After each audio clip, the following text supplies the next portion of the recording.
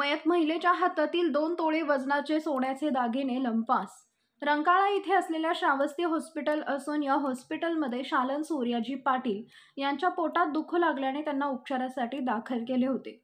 उपचारादरम्यान त्यांचा मृत्यू झाला होता. दरम्यान त्यांच्या हातातील 2 तोळे वजनाचे सोन्याचे दागिने लंपास झाल्याची फिर्याद अजित सूर्याजी पाटील वय वर्ष 54 राहणार शिवाजी पेठ यांनी सोमवार दिनांक 1 रोजी जुना राजवाडा पोलीस ठाण्यात दिली.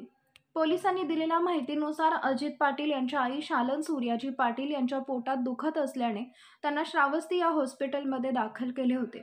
त्यावेळी त्यांच्या अंगावर सोन्याचे कर्णफुले, पाटल्या, वेल आणि गोठ होते. त्यांचा उजवा हात सुजल्यामुळे हातातील गोठ नातेवाईकांना काढता आले नाहीत. उर्वरित दागिने उपचारादरम्यान काढून घेतले होते. त्यांची प्रकृती जास्तच बिघडल्याने त्यातच त्यांचा मृत्यू झाला.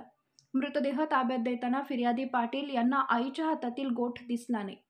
त्यांनी याबाबत हॉस्पिटलमधील कर्मचाऱ्यांकडे चौकशी केली असता योग्य उत्तर मिळालं नाही.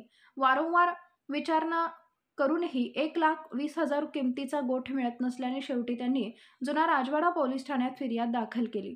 याबाबत हॉस्पिटलमधील कर्मचारी वर्गाकडे चौकशी केली जाईल अशी माहिती जुना राजवाडा पोलिसांनी दिली.